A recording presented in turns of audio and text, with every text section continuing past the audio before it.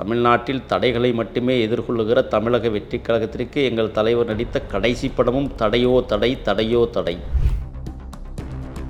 சரி, அப்ப தணிக்கை குழு பாஜக, மத்திய பாஜக இதுல உள்நோக்கத்தோடு செயல்பட்டு கைக்குலி தான் நாங்கள் சொல்றோம். ஏன் இதை விஜய் பேசல? பராசக்தி அதுக்கு தயாரிப்பாளர் யாரு? Dawn pictures. யாரு வெளியிட்டது? ஆகாஷ் பாஸ்கர். அப்போ தப்பா பேசக்கூடாது. இல்ல ப்ரொடக்ஷன் அது சொன்னீங்க. தயாரிப்பாளர் ரெட் ஜெயிண்ட். ரெட் ஜெயிண்ட் யாருடைய நிறுவனம்? அது ஒரு தனியார் நிறுவனம். அந்த படம் வெற்றி ஆயிடுச்சுன்னு சொன்னாங்கல்ல, பிரதமரை போய் சந்திச்சாங்க. சொல்லுங்க. அது பொங்கல் விழா அழைப்பு வந்திருக்கும், போயிருக்காங்க. இதுல என்ன இருக்கு? திரைப்பட குழுவே பொங்கல் விழாவுக்கு பிரதமரோட கொண்டாடுவதற்கு போனாங்க, அப்படித்தானே? அதை பத்தி முதல்வரே கவலைப்படலை. உங்களுக்கு என்ன கவலை? அப்ப நீங்க சொல்வது போல அது அவப்பெயர்னா அந்த அவப்பெயரோடய இப்ப நீங்க இல்ல அவப்பெயர் கிடையாதுங்க. எங்களை அவமானப்படுத்த வேண்டும் என்பதற்காகவே போடப்பட்ட வழக்கு. இந்த பொய் வழக்கை எதிர்த்து தான் நாங்கள் உயர்நீதிமன்றத்தில் மறுமுறையீடு பண்ணோம். நான் கேட்குற 80 கோடி வருமான வரி கட்டுகிற எங்கள் தலைவர் வெறும் 1.5 கோடியை கட்ட முடியாதான் நான் ஒரு கேள்வி வச்சு. நாங்கள் கொள்கைகளுக்காக போராடுகிறவர்கள், அவர்கள் கொள்ளைகளுக்காகவே போராடுகிறவர்கள். இங்க தமிழ்நாட்டில் ஒரு அமைச்சர் எந்த அமைச்சர் கொள்ளையடிக்கிற நீங்க சொல்லுங்க. பணி நியமனத்தில் 888 கோடி ரூபாய் ஊழல் துறை அமைச்சரே அவருக்கு பேர் வச்சிருக்கிறோம் தமிழக வெற்றி கழகம். அதே மாதிரி டெண்டர் முறைகேட்டில் 1020 கோடி ஊழல், பணியிட மாற்றத்தில் 365 கோடி ஊழல். KN நேரு இதை பத்தி யாராவது பேசுறீங்களா? அன்டெஸ்டட் பார்ட்டியை நம்பி எப்படி வருதுன்ற ஒரு எண்ணம் தான் எல்லாருக்கும். வர வேண்டாம். தமிழ்நாடு முழுக்க 234 தொகுதியிலும் தமிழக வெற்றி கழகம் தனித்தே நின்று மாபெரும் வெற்றியை ஈட்ட காத்திருக்கிறது. பாவேகா கட்சியை சேர்ந்தவரான முகில் அவர்கள் பாஜகவை பற்றி எவ்வளோ பேசியிருக்கிறாருன்னு கேட்டால் எதுவுமே இல்லைன்ற மாதிரி தான் ஃபீல். அவர்களை பற்றி பேசி எங்கள் நேரத்தை நாங்கள் வீணடிக்க விரும்புகிறோம்.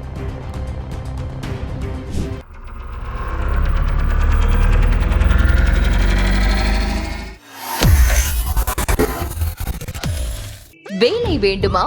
ப்ளூ ஓஷன் இருக்கிறது. 10th 12th டிப்ளமோ டிகிரி படித்தவர்களுக்கு உணவு, தங்குமிடம், ESI, PF இன்சூரன்ஸ் உள்ளிட்ட சலுகைகளுடன் அனுபவத்திற்கேற்ற நல்ல சம்பளம் 15,000 முதல் 30,000 வரை. பெண்களுக்கு முன்னுரிமை. 2,000க்கும் மேற்பட்ட வேலை வாய்ப்புகள் உள்ளன. இப்போதே தொடர்பு கொள்ளுங்கள். Blue ocean.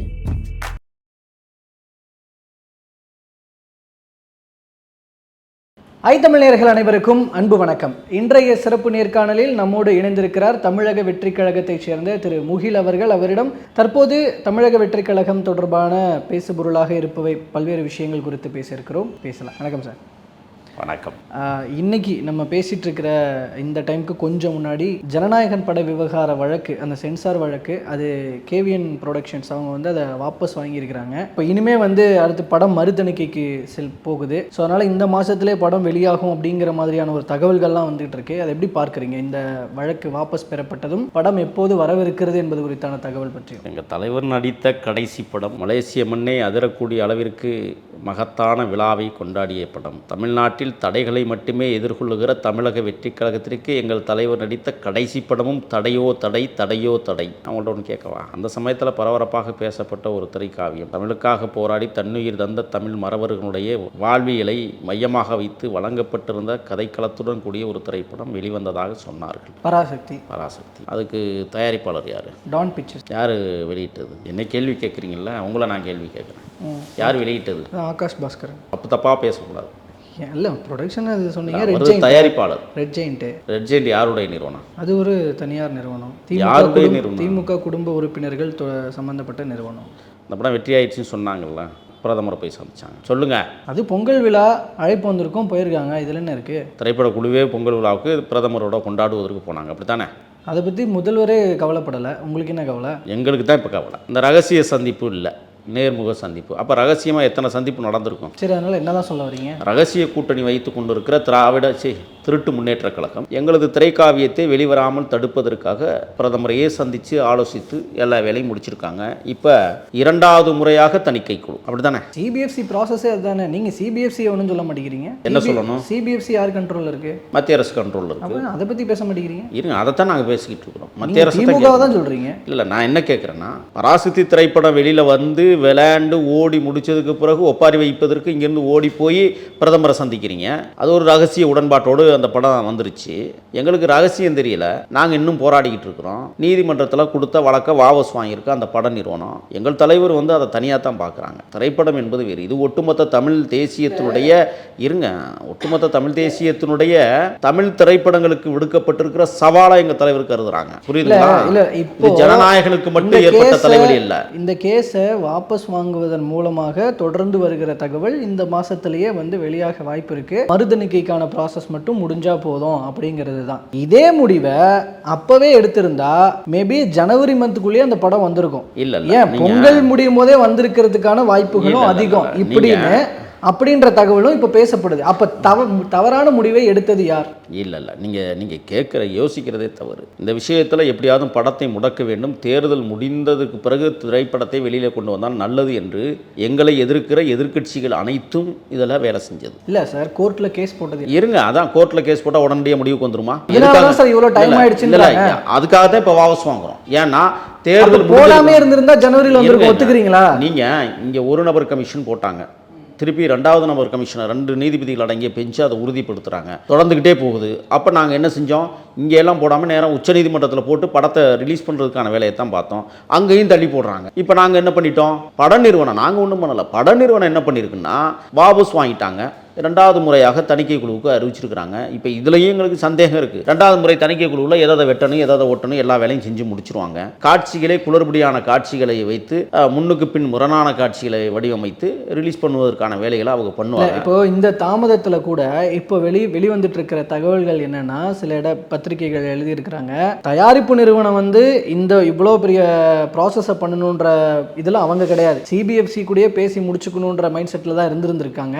விஜய் தான் வந்து போடுங்க பார்த்துக்கலாம் அப்படின்னு விஜயோட தூண்டுதல் பேரில் தான் வழக்கு போடப்பட்டு அது இப்போ இவ்வளோ தூரம் இழுத்துட்டு வந்திருக்கு அப்படின்ற ஒரு தகவலை பேசிட்டு இருக்கிறாங்க. இல்லை நீங்கள் குறிப்பிடுகிற அந்த பத்திரிகையில் எல்லாம் இப்போ கடைசியில் விஜயே பேக் அடிச்சிட்டாரு, அதனால தான் கேஸை வாபஸ் வாங்கியிருக்கிறாங்க. இல்லை பெண் நிறுவனத்திடம் பணம் வாங்குகிற நிறுவனங்கள், பெண் நிறுவனத்திடமிருந்து பணம் பெற்றுக்கொண்டு செயலாற்றுகிற தேர்தல் வேலையை செய்கிற ஊடகங்கள் மற்றும் பத்திரிகைகள் இது போன்ற செய்திகளை வெளியிடுவார்கள். எங்களுக்கு தெரியாதது ஒன்றும் இல்லை. நாங்கள் அன்னையிலேருந்து இன்னைக்கு வர சொல்கிறோம், என்னைக்காக இருந்தாலும் ஜனநாயகன் வெளியில் வரும், தடையே போட முடியாதுங்கிறத நாங்கள் உறுதியாக இருந்தோம். இப்போ நாங்கள் வழக்கை வாபஸ் வாங்கினதுக்கு காரணமே 2வது முறையாக நீங்கள் தணிக்கை குழுவுக்கு எடுக்கிறோம்னு சொன்னதுனால வாங்கினமே ஒழிய அப்போ அதை தானே சார் சொன்னீங்க. இல்லை சார் ரீ எக்ஸாமினேஷன் தான் சார் சொன்னீங்க. இல்லை நீங்கள் இன்னொன்னையும் கவனிக்கணும். அதில் மிக முக்கியமான செய்தி, ஜனநாயகன் திரைப்பட காவியத்திற்குள்ளேயே அதாவது இந்த படம் ரிலீஸ் பண்ணுற அன்னைக்கு அந்த படம் பண்ணக்கூடாது, இதுதான் உங்களுடைய அஜெண்டா. அந்த அஜெண்டா முடிஞ்சு போச்சு. அது ஓடிச்சா ஓடலையா, வருமானம் இடிச்சா ஈட்டலையா, அதெல்லாம் எங்களுக்கு அவசியம் இல்லை. அந்த படம் வரும்போது இது வரக்கூடாது. அதில் ஒரு பெரிய யூகம் அவங்களுக்கு வந்தது, அதை அவங்க சாதிச்சிருக்கிறாங்க, அவ்வளோதான். எங்களது திரைக்காவியம், எங்கள் தலைவர் நடித்த திரைக்காவியம், அது எப்போ வேண்டுமானால், நாங்கள் இப்போ ஒன்றும் அவசரப்படலை, அது எப்போ வந்தாலும் ஓடுகிற படமாக மாபெரும் வெற்றி படமாக அமைய இருக்கிறது. அதில் ஒன்றும் மாற்றுக்கிறது இல்லை. பார்க்கலாம், பொறுத்துருங்க, இன்னும் ஒரு வாரம் பொறுத்துருங்க,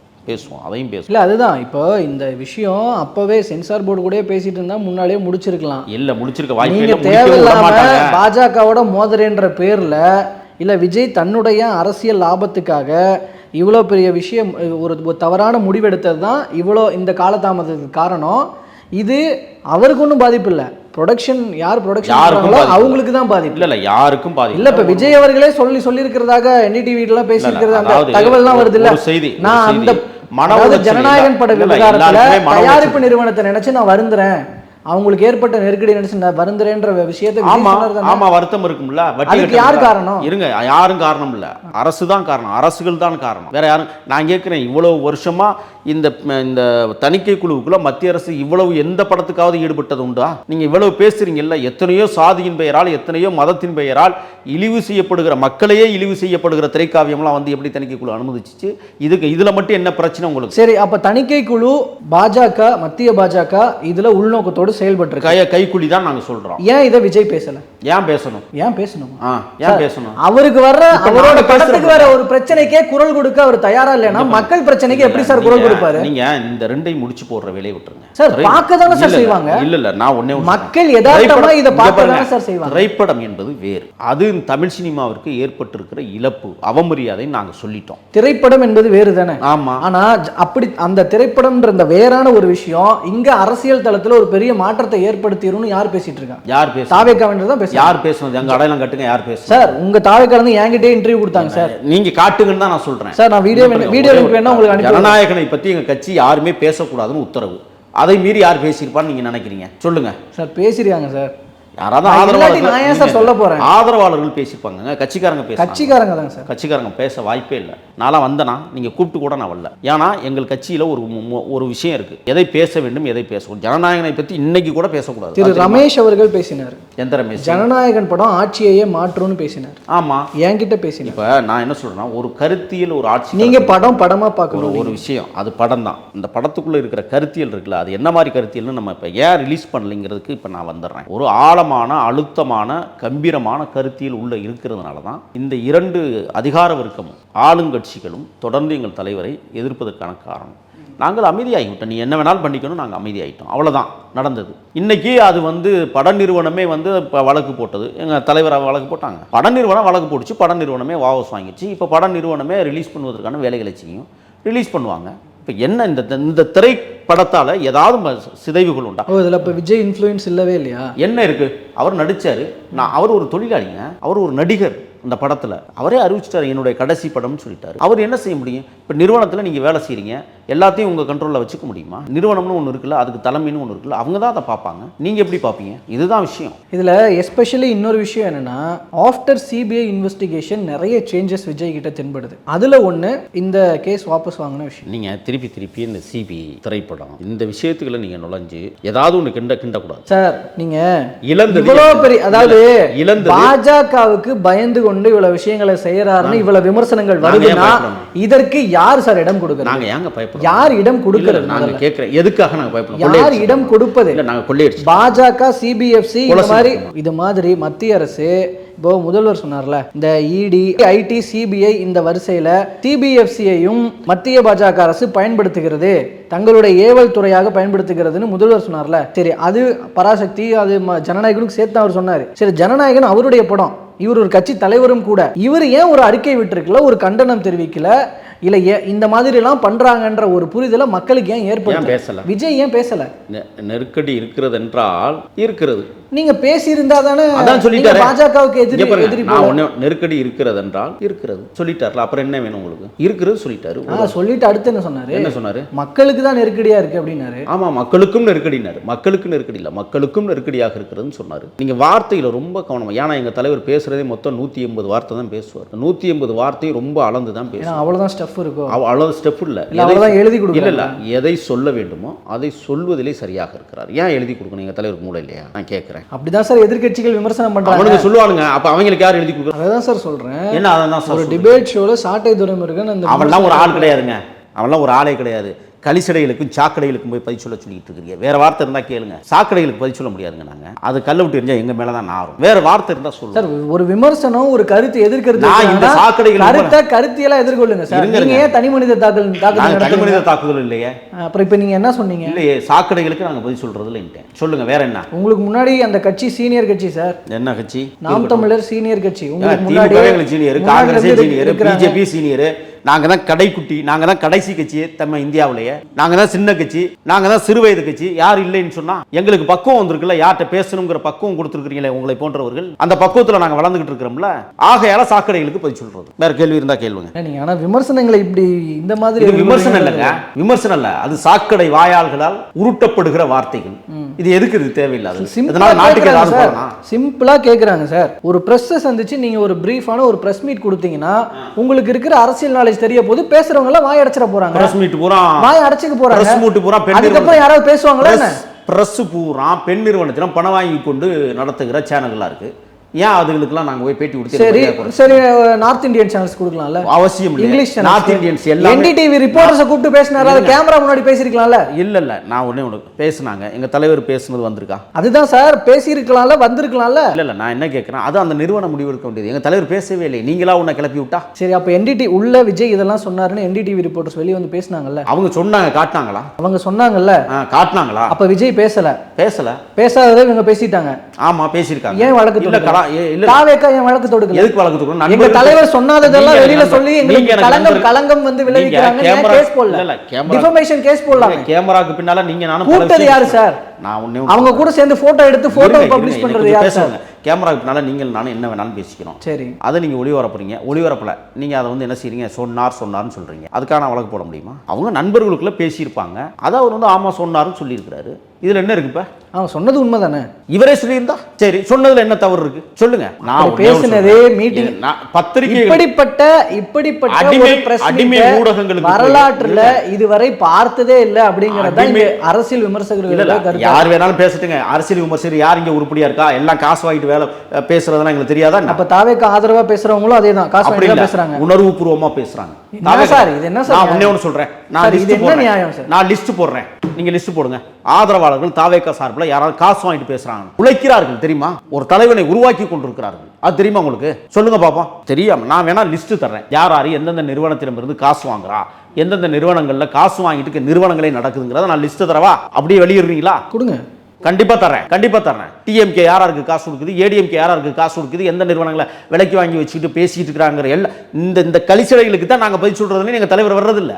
ஊடகங்கள் அப்படின்னா நியாயமா இருக்கணும், நேர்மையா இருக்கணும், நடுநிலைமையா இருக்கணும். முதல்ல ஊடகவியலாளர்கள் அப்படின்னா அதுல ஒரு ஒரு மிகப்பெரிய தன்மை இருக்கிறது. நான் கேட்கிறேன், அதுதான் சிம்பிளா இன்னொரு கேள்வி கேட்கிறேன். ஒரு நிமிஷம், இன்னொரு கேள்வி கேட்கிறேன். ஒரு கட்சிக்கு ஆதரவாக உங்க கட்சியிலேயே ஊடகத்தை சேர்ந்தவர்கள் இருக்கிறார்கள், அவங்களும் ஊடகங்கள் நடத்துறாங்க, ஏன் அவங்களுக்காவது ஒரு பேட்டி கொடுக்கலாம்? அப்படியெல்லாம் முடியாது. இப்ப அதான் ஏன்னு கேட்கிறேன். மக்களுடைய பிரச்சனையை மக்கள்கிட்ட போய் சந்திக்கணுங்கிறதா எங்களுடைய நோக்கம். சார் நீங்க அதுல பேசுறதே மக்கள்கிட்ட பேசுறது தான் சார். பழகிட்டீங்க, மக்கள்கிட்ட பேசுறது தான் சார். அது நான் கேக்குறேன், மக்களுக்கு சொல்ற மெசேஜஸ் தான சார். நான் கேக்குறேன், இவ்வளவு கேள்வி கேக்குறீங்களே என்னைய? நான் பதில் சொல்லிக்கிட்டு தான் இருக்கிறேன். இந்த பழனியாண்டி என்கிற அந்த கொள்ளையாண்டி ஒருத்தன் கொள்ளையடிச்சான்ல கரூர்ல, துணை முதலமைச்சருக்கு பதில் சொல்லவே இல்லையே, போய் மைக்க நீட்டுங்களேன். இதுக்கு என்னையா பதில் சொல்லுங்க. வேங்கவேலுக்கு மலந்தண்ணி குடிச்சவனே குற்றவாளியாக்கினே பதில் சொல்லுங்கன்னு சொல்லி மைக்க நீட்டுங்க. கள்ளக்குறிச்சி ஸ்ரீமதி மரணத்தில் என்னங்க பொம்மையை தூக்கி போட்டு இப்படி ஏமாத்திட்டீங்களே, ஒரு பொண்ணு அநியாயமா கொண்டுட்டீங்களேன்னு கொண்டு மைக் நீட்டுங்க, பதில் சொல்லட்டும். ஏன் இதுக்கெல்லாம் நீங்க மைக் நீட்ட மாட்டேங்கிறீங்க? நான் கேட்கிறேன். கோடியாய் கொள்ளையடிக்கிற கும்பல்களுக்கு தலைவர்களாக இருக்கிறவர்கள்ட்ட மட்டும் உங்க மைக்கு நீளவே மாட்டேங்குது. ஆனாலும் அதை எதிர்த்து பேசக்கூடிய என் போன்றவர்களை வினாக்களை எழுப்பிட்டே இருக்கிறீங்களே. நாங்க இந்த அதிகாரத்துக்கு கையில வச்சிருக்கிறோமா? பேசுங்க பாப்போம். அது தப்பு தானே? என்ன தப்பு? அல்ல அவங்க பேசாததெல்லாம் தப்பு தானே? கேட்காதது பேசாதது தப்பு தானே? நான் என்ன கேட்கிறேன், இல்ல சார் அது தப்பு தானே, அது தவறு தானே? அதிகாரத்தை கையில் அது தவறு தானே சார்? இல்ல அதெல்லாம் தவறு தானே. எந்த தவறு? அதாவது அந்த பக்கம் பேசாதது கேட்காதது எல்லாம் தவறு தானே? அவங்க பேசாதது அது தவறு, எல்லாமே தவறுன்னு சொல்லிடக்கூடாது. இல்ல அதே தானே இங்க நீங்களும் பண்றீங்க. இல்ல தவறுன்னு சொல்லி மாற்றத்தை கொடுக்கிறவங்க ஏன் அதே பேசக்கூடாது? இந்த மாதிரி பிரச்சனையில பேசினா நம்ம மாட்டிக்குவோம்னு பேசல. இப்ப எங்ககிட்ட நாங்க அந்த மாதிரி மாட்ட மாட்டோமே, ஏன்னா நாங்க எதையுமே செய்யலையே. ரெண்டுக்கு வித்தியாசம் இருக்குல்ல. அவங்க கண்ணுக்கு முன்னாடி நடக்குது, அவங்களுடைய ஆட்சியில நடக்குது, அவங்க அதிகார மையத்தில் நடக்குது, அதை பற்றி பேசவே மாட்டேங்கிறாங்களே. அவங்ககிட்ட ஏன் நான் என்ன கேட்கணும், ஒவ்வொரு சம்பவம் இங்க நடக்குது இல்ல, ஏன் பேச மறுக்கிறாங்க? பார்த்தோம்ல தரமணியில பீகார்ல இருந்து வந்த ஒரு குடும்பத்தை சேர்ந்த 3 பேர்கள், காவல் நிலையங்களுக்கு பக்கத்திலேயே 3 பிணங்கள் கிடக்கிறது. அதை பத்தி முதலமைச்சர் வாய் திறந்தாரா? ஏன் திறக்கல? துணை முதலமைச்சர் பேசினாரா? துணை முதலமைச்சருக்கு என்ன வேலை? பேசுங்க.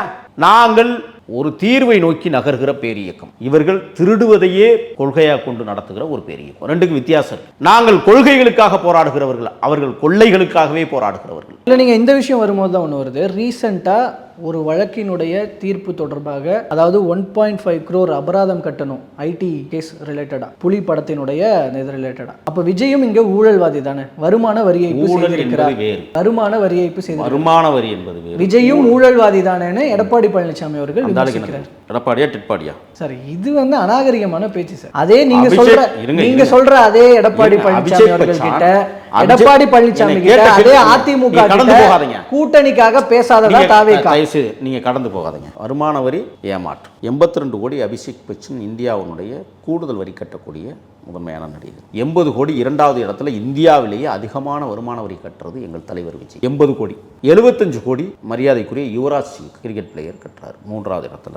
அமிதாப் பச்சன் ரூபாய் 71 கோடி வருமான வரி கட்டுறாரு. 42 கோடி ஒரு இந்தி நடிகர் கட்டுறாரு, அது யாருன்னு எனக்கு தெரியல. மரியாதைக்குரிய டோனி 38 கோடி கட்டுறாரு. 80 கோடி கட்டுகிற எங்கள் தலைவர் 1.5 கோடி கட்ட முடியாதா? அப்புறம் ஏன் அந்த கேஸ்ல வாதாடும் பொழுது விஜய் தரப்பு வழக்கறிஞர் நாங்கள் வருமான வரி ஏய்ப்பு செய்யவில்லைன்ற பாயிண்ட் வைக்காம, நீங்க 2019க்கு முன்னாடியே எங்களுக்கு வரியை விதிச்சிருக்கணும், இந்த அபராதத்தை விதிச்சிருக்கணும் அப்படின்ற வாதத்தை தான் முன்வைக்கிறாங்கன்னா, அப்ப நாங்க வருமான வரி ஏய்ப்பு செய்ததை ஒத்துக்கொள்கிறோம் தானே அர்த்தம்.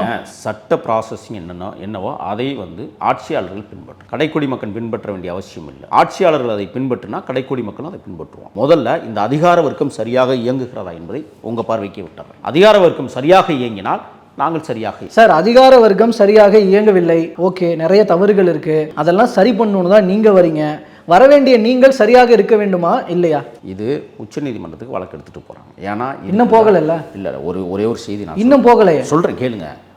நான் கேட்குறேன் 80 கோடி வருமான வரி கட்டுகிற எங்கள் தலைவர் வெறும் 1.5 கோடியை கட்ட முடியாதான் நான் ஒரு கேள்வி வச்சிருக்கேன். அதே தான் நான் திரும்ப கேட்குறேன். நான் கேட்குறேன் என்னன்னா, அதை ஏன் கட்ட முடியல? இல்லை இது கட்ட முடியலைன்னு சொல்ல, இது ஒரு பொய் வழக்கு. இந்த பொய் வழக்கை எதிர்த்து தான் நாங்கள் உயர்நீதிமன்றத்தில் மறுமுறையீடு பண்ணோம். இப்போ அதுலேயும் வந்து நீ கீழமை நீதிமன்றம் என்ன சொல்லுதோ அதை ஒத்துக்கிட்டு கட்டுங்கிறாங்க. இப்போ நாங்கள் உச்சநீதிமன்றம் போகிறோம். உச்சநீதிமன்றம் போனால் எவ்வளோ செலவாகும்னு உங்களுக்கு தெரியுமில்ல? தெரியுமா தெரியாது? ஒரு ஹியரிங்கில் எவ்வளோ செலவாகும் தெரியும். 1 கோடி ரூபா ஆகும். உச்சநீதிமன்றமே 1.5 கோடி நீங்கள் கட்டுன்னு சொன்னால் எங்களுக்கு தானே நட்டம். வழக்கு நடத்துவது 1 கோடி ரூபா செலவாகும். திருப்பி 1.5 கோடி நாங்கள் வருமான வரி கட்டணும். அப்போ நீங்கள் சொல்வது போல அது அவப்பெயர்னா அந்த அவப்பெயரோடைய இருங்க, இது இல்லை அவப்பெயர் கிடையாதுங்க. எங்களை அவமானப்படுத்த வேண்டும் என்பதற்காகவே போடப்பட்ட வழக்கு. இது ஏன் இப்போ நான் என்ன கேட்குறேன், இதை ஏன் இப்போ எடுத்துக்கிட்டு வரணும்? இந்த வழக்கை ஏன் இப்போ எடுத்துக்கொண்டுட்டு வந்து மிகப்பெரிய ஷாக்கணும்? நான் கேட்குறேன், எவ்வளவோ ஊழல்கள் நடந்துகிட்டு இருக்குல்ல. நான் கேட்குறேன், இங்கே தமிழ்நாட்டில் ஒரு அமைச்சர் எந்த அமைச்சர் கொள்ளையடிக்கிறேன் நீங்க சொல்லுங்க. பணி நியமனத்தில் 888 கோடி ரூபாய் ஊழல் துறை அமைச்சரே அவருக்கு பேர் வச்சிருக்கிறோம் தமிழக வெற்றி கழகம். அதே மாதிரி டெண்டர் முறைகேட்டில் 1020 கோடி ஊழல், பணியிட மாற்றத்தில் 365 கோடி ஊழல். KN நேரு இதை பத்தி யாராவது பேசுறீங்களா? ஏன் பேச மாட்டீங்க? ஏன் கைது பண்ணல வர? நான் கேட்கிறேன், ஒரு சாதாரண ஒரு முனியப்பசாமி கோயிலில் ஒரு உண்டியில் ஒருத்தன் உடைக்கிறான்னு சொன்னால் அதில் கிடக்கிறது எவ்வளோ இருக்கும்? 500 ரூபா 1000 ரூபா இருக்கும். அவன் ஏதோ வயிற்று பிழப்புக்கு அடிச்சிருப்பான், இல்லை குடிக்கிறதுக்கே அடிச்சிருப்பான். ஆனால் அவனை கைது செய்து உடனடியாக 15 நாள் ரிமாண்ட் பண்ணுகிற இந்த அரசு இத்தனை 1000 கோடியை கொள்ளையடிச்சு வச்சிருக்கிற ஒரு மனுஷனை ஏன் இன்னும் கைது செய்யலை? நான் சொல்கிறேன், இப்போ இந்த மாதிரி கொள்ளைத்துறை அமைச்சர்களை பாதுகாக்கிற முதலமைச்சரை கைது பண்ணணும்னு நான் சொல்கிறோம். திருடுகிறவன் குற்றவாளி என்றால் திருடனை பாதுகாக்கிறவன் யார்? ஏன் இதை பற்றி பேச மாட்டேங்கிறோம் நம்ம? நீங்கள் 1 கோடியோ 50 லட்சம் ரூபாயில பேசிக்கிட்டு இருக்கிற நாக்க பிடிங்கிட்டு இப்போ இத்தனை 1000 கோடி கொள்ளை போயிருக்கு. இதுக்கு என்ன செய்யறதுனா ஏன் அதை பேச மறுக்கிறீர்கள்? இதுக்கு ஆளும் அதிகாரம், காவல்துறை இவங்கெல்லாம் ஆக்ஷன்ஸ் எடுக்கல அப்படின்றீங்க. மக்கள் ஆக்ஷன் எடுப்பாங்கல்ல, அதை நம்புறீங்கல்ல? அதுக்கு தான் போராடிட்டு மக்கள் ஆக்ஷன். அந்த மக்கள் ஆக்ஷனுக்கு தான் எங்கள் கருத்தை இப்பொழுது ரொம்ப லாவகமாக இங்கே பாருங்க. அப்போ அதே மக்கள் இந்த பக்கமும் எதிர்பார்க்கலாம்ல சார்? புதுசாக வர விஜய் நல்லவராக இருக்கணும் அப்படின்னு எதிர்பார்ப்பாங்கல்ல? குப்பை வண்டியில் சோறு போகும் எல்லாம் போயிட்டு அவன் சாப்பிடுது. ஓகே, இவ்வளவு சீர்கேடுகள் இருக்கு. இருங்க, இல்ல சார், முதல்ல நீங்க ஒரு கேள்வி கேட்டீங்கல்ல. இருங்க என்ன பேசுங்க. எங்க தலைவர் 1.5 கோடிக்கு வருமான வரி கட்டலை அப்படின்னா, ஹைதராபாத் தொழிலதிபர் மூலமாக சுங்க விதிமீறல் கஸ்டம்ஸில் சட்டவிரோதமாக இறக்குமதி செய்த சொகுசு கார் ஹம்மரை சிபிஐ முன் ஒப்படைத்து சரண்டர் ஆன உதயநிதினு ஒரு செய்தி வருது. இது பேர் என்ன? இதை கேட்டிங்களா? ஏன் சார் இதெல்லாம் கேட்கல? அப்போ துணை முதலமைச்சர் செஞ்சா சரி. அதுதான் சார் எனக்கு புரிஞ்சிருச்சு. எல்லாம் நீங்கள் காட்டுறது எல்லாம் அவங்க சைடு இருக்கிற தவறுகள், குற்றங்கள் அக்செப்டட். நான் அதை அக்செப்ட் பண்ணிக்கிறேன். இதெல்லாம் பேச வேண்டிய விஜய் தான் பாவப்பணம். ஏன் சார் பேச மாட்டாங்க? பாவப்பணம், ஊழல் பணம், லஞ்ச பணம், திருட்டு பணத்தில் என்ன வேலை நடக்குது? எங்கள் தலைவர் எங்கே நீங்கள் பேச வர்றீங்க? நான் கேட்குறேன், 1 லட்சம் பேர் கூடியதாக சொன்னீங்கல்ல, அதுக்கு 51 நிபந்தனைகள் போட்டிங்களா? கடைப்பிடிச்சிங்களா? நீங்கள் சொல்லுங்கள். அரசு பேருந்துகளை எடுத்துகிட்டு போனீங்களே, வாடகை கொடுத்தீங்களா? கணக்கு வெளியிடணும்னு நாங்கள் சொல்கிறோம். இப்போ எங்களுக்கு சேலம் மாநாட்டுக்கு வேறு 5000 பேர் கூடணும், அதில் 51 நிபந்தனைகளா? அப்போ அந்த கட்சிக்கு ஒரு சட்டம், எங்களுக்கு ஒரு சட்டமா? புதிய சட்ட விதிகளை நீங்கள் உருவாக்குறீங்களா தமிழ்நாட்டில்? காவல்துறைக்கு எச்சரிக்கையோடு ஒன்று சொல்கிறோம், ஆட்சியாளர்கள் மாறிக்கொண்டே இருப்பார்கள், ஆனால் அதிகாரம் செலுத்தக்கூடியவர்கள், ஆட்சியை நடத்தக்கூடியவர்கள் நடுநிலைமையோடு செயல்பட வேண்டும். காவல்துறைக்கு மிகுந்த எச்சரிக்கை சொல்லுகிறோம். நாங்கள் எங்களது தேர்தல் அறிக்கையிலே ஒன்று சொல்றோம். என்ன சொல்றோம்? எங்க கொள்கைகள் அது ஒன்று. காவல்துறை இல்ல, அரசு துறை என்பது தனியாக இயங்க வேண்டும், அரசியல் துறை என்பது தனியாக இயங்க வேண்டும். இங்க இது ரெண்டு பின்னி பிணைந்து கிடப்பதால் இன்னைக்கு காவல்துறை ஆளுங்கட்சியினுடைய ஏவல் துறையாக மாறி இது முழுக்க முழுக்க திமுக காவல்துறை. இந்த திமுக காவல்துறை இன்னைக்கு எங்களுக்கு 51 நிபந்தனைகளை போட்டு 5000 பேர் தான் கூடணும்னு ஒரு விதிமுறைகளை உருவாக்குகிறது என்றால், எங்கள் தலைவர் ஊரா பேசணும்னு ஆசைப்படுகிற போது இவர் இடைஞ்சல் கொடுக்குறீங்களா? ஏன் கொடுக்குறீங்க? நீங்க இப்ப கேள்வி கேட்குறீங்களா, ஏன் வெளியில வரமாட்டாராம்? வெளியில வராத காரணமே நீங்க தானே. கரெக்ட். இப்படி தான் இடைஞ்சல் கொடுப்பாங்க. அன்னைக்கு எம்ஜிஆருக்கும் இடைஞ்சல்லாம் வராமலாம் இல்லாத உங்களுக்கும் தெரியாததும் ஒன்றும் இல்லை. இதெல்லாம் மீறி நீங்கள் என்ன பண்ண போகிறீங்க? அதை தானே கேள்வி. பொறுத்துருங்க, இந்த 13ஆம் தேதி சேலத்தில் பேசுகிறாங்க. இருங்க, அது தொடர்ச்சியாக தமிழ்நாடு முழுக்க எப்போ திரும்ப நாங்கள் எங்கள் தலைவரை வெளியில் அனுப்ப போகிறோம்? தேர்தல் கமிஷன் தேதி அறிவிச்சதுக்கு பிறகு எங்கள் தலைவரோட வேலை திட்டத்தை. ஏன்னா அதுவரை இந்த அரசு, இந்த திமுக காவல்துறை எங்களை எந்த இடத்திலும் வேலை செய்ய விடாது. எங்களுக்கு நல்லாவே தெரியும். தேர்தல் கமிஷன் தேதி அறிவிச்சுட்டா நீ எங்கே போவ? நீ யாருடைய கைப்பாவை? திமுகவுடைய கைப்பாவையா இருக்க முடியாது. Okay, election commission take over பண்ணதுக்கு அப்புறமா நீங்க சுதந்திரமா செயல்பட முடியும். ஆமா, நாங்க அதை நம்பிக்கிட்டு இருக்கிறோம். அப்போ வச்சு செய்யறோம். இப்ப இன்னொன்னையும் சொல்லிடுறேன். மடப்புறம் அசித்குமார் படுகொலையில இன்னைக்கு காவல்துறையினரை அடித்து கொன்றார்கள் என்ற குற்றச்சாட்டுகள் வெளியில வந்துருச்சு. காவல்துறையினர் 5 பேர் கைது செய்யப்பட்டிருக்காங்க. மரியாதைக்குரியவர்கள், ரொம்ப மானத்திற்குரியவர்கள். அந்த காவல்துறை சார்ந்த மோசமான கோபருக்கு உள்ள காட்ட முடியல. இப்ப அந்த விஷயத்துல பின்னாடி இருந்து செயலாற்றிய அயோக்கிய பேர் யாருன்னு கேட்டா இதுவரை பதில் இல்லை. 5 பேர் அடிக்க சொன்னவன் யாரு? ஏன் நிகிதாவை கைது செய்யவில்லை? முதல்ல நம்ம வலையொலித்தள மண்டலத்தில் தான் அந்த பிரச்சனையை பற்றி பெருசாக நம்ம பேசணும்னு நினைக்கிறேன். கவினாடவ படுகொலையில் இதுவரை அந்த கொலையாளியான சுர்சித்தா, அவன் பேர் என்னது, அவனுடைய தாயை ஏன் இதுவரை கைது செய்யவில்லை? ஆக சிபிசிஐடி திமுக சிபிசிஐடியாக இருப்பதால் சாதியவாதிகளுக்கு அடைக்கலம் கொடுத்து சாதியவாதிகளை காப்பாற்றுகிற ஒரு மோசமான ஆட்சி முறையை தமிழ்நாடு இன்றைக்கு ஏற்றுக்கொண்டிருக்கிறது என்றால் யோசிச்சு பாருங்க, இந்த ஆட்சியை அகற்றுவதா வேண்டாம்? ஆக ஒரு தாயை, குற்றவாளி தாயை கண்டுபிடிக்க துப்புள்ளாத சிபிசிஐடி, நான் கேட்கிறேன், 1.5 லட்சம் ஏமாற்றினார்னு 1.5 கோடி ஏமாற்றினார் இவ்வளவு புதாகரமாக பேசுகிற இந்த ஊடகங்கள் அல்லது இங்கே இருக்கிற இந்த திமுக கும்பல்கள் ஏன் இதையெல்லாம் பேச மறுக்கிறார்? நான் கேட்கிறேன், கூட்டணி கட்சிகளுக்கு வெக்கம் இருக்கிறதா, துணிவு இருக்கிறதா பேசுவதற்கு? ஊழலை பற்றி எதிர்த்து கேள்வி கேட்பதற்கு யாருக்காவது வாய் வந்திருக்கிறதா? ஏன் வரல? ஆக மோசமான. உங்களுக்கு விஜய் மேல நம்பிக்கையும் வரலன்னு நினைக்கிறேன், அதனால தான் யாரும் தாவேகா பக்கம் வராம இருக்காங்க. அப்படி இல்லை, 300 கோடி 400 கோடி கொடுக்குறதுக்கு எங்கள்கிட்ட காசு இல்லை, அதனால வரல. காசு கொடுத்து தான் இப்போ ஆமா, அப்படித்தானே கூட்டணி அமையுது. நாங்கள் தான் வெளிப்படையாக பேசுகிறோமே, நாங்கள் காசு கொடுக்க மாட்டோம், எங்கள்கிட்ட காசு இல்லை. அங்கே போனால் காசு கிடைக்காது, சீட்டு கிடைக்கும், அதையும் அளந்து கொடுப்போம். அப்புறம் எப்படி எங்கள் பக்கம் வருவாங்க? காசு கொடுக்குற பக்கம் தேடுவாங்க, காசு கொடுக்குற பக்கம் போவாங்க, கையெழுத்து போட்டுக்குவாங்க, கூடுதல் சீட்டு கேட்பாங்க, கொடுப்பாங்க.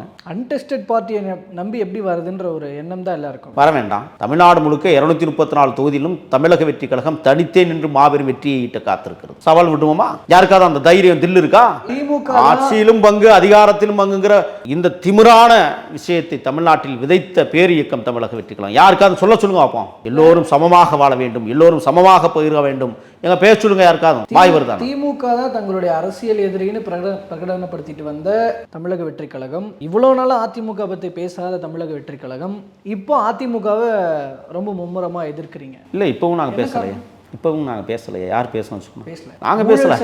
அண்ணா திமுக பேசிக்கிட்டு இருக்கு. ஊழல் சக்தின்னு யாரை சொல்றீங்க? பேசணும். விஜய் அவர்கள் யாரை சொல்றாங்க? எங்க தலைவர் வந்து அதிமுகன்னு சொன்னாரா? அதிமுக. அது நீங்களே புரிஞ்சுக்கிட்டீங்க, அதுக்கு நாங்க பொறுப்பாக முடியாது. அதிமுக எங்கேயாவது சுட்டி காட்டினாரா? இதுவரைக்கும் ஆட்சி புரிந்த தீய சக்தியும் ஊழல் சக்தியும்னா யார் யார் ஆட்சி புரிஞ்சா? அது திமுகவே இருந்திருக்கலாம். நீங்க அப்படி அதிமுக ஆட்சி செய்யலையா? நான் என்ன கேட்கிறேன்னா சரி, அதிமுகவே இருக்கட்டும். இப்ப நான் கேட்கிறேன், அப்ப அதிமுகன்னு சொல்றதுக்கு தாவேக பயப்படுதா? அப்படியெல்லாம் நாங்க பயந்தவங்க கிடையாது. நெஞ்சை நிமிர்த்தி களத்துல நிக்கிற கூட்டம் நாங்க, யாருக்கும் பயந்தவர்கள் அல்ல. ஒரே ஒரு செய்தி சொல்றேன், யாரை பார்த்துட்டு நாங்கெல்லாம் விடலை பசங்க. என் பயந்த நான் கேட்கிறேன், இளமையில அதிமுகவை தான் நீங்க எடுத்துக்கோங்க, அதுக்கு நாங்க ஏன் பொறுப்பாக? இதைத்தான் சொல்றேன். சரி, ஏன் ஊழல் செய்யலையா அதிமுக? அப்ப செஞ்சாங்க, செஞ்சுதானே அம்மா ஜெயலலிதா வச்சு சிறைக்கே போனாங்க. அப்புறம் ஏன் ஜெயலலிதா ரோல் மாடல்ன்றாரு? யார் சொன்னது? விஜய் தான். எங்கே சொன்னாரு? சொல்லியிருக்காரு. எப்ப சொன்னாரு? சொன்னதாக செய்திகள்லாம் இல்ல காட்டுங்க. அப்ப அது இல்லைன்னா நீங்க ஏன் டிஃபர்மேஷன் போடல? இல்ல நான் என்ன கேட்கறேன்னா, ஏன் போட வேண்டிய அவசியம்? யாரோ பேசுறதுக்கு நாங்கள் டிஃபர்மேஷன் போட்டுக்கிட்டா எங்களை பொழுத கழிக்கிறதுக்கு நேரம்?